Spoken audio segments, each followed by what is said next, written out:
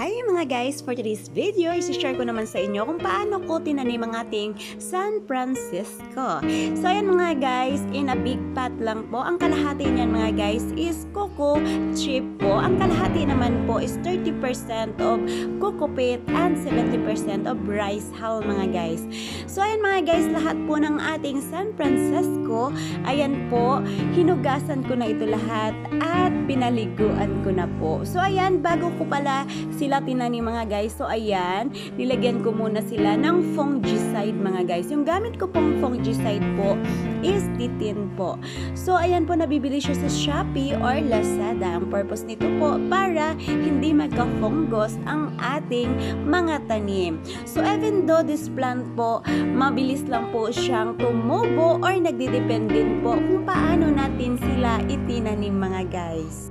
Sa ganitong method po, ayan, may iwasan po natin ang pagkamatay ng ating mga plants.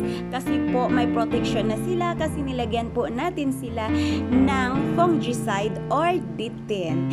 So, ayan mga guys, yun po yung gamit ko mga guys na pang fungicide po para naman masecure yung plants natin na very safe at hindi po dadapuan ng sakit. After that mga guys, diligan lang po natin. So, ayan mga guys, so meron na po tayong napaka-colorful and beautiful na San Francisco. I hope nagustuhan nyo po ang ating napaka-beautiful na San Francisco. Thank you for watching. God bless you all po.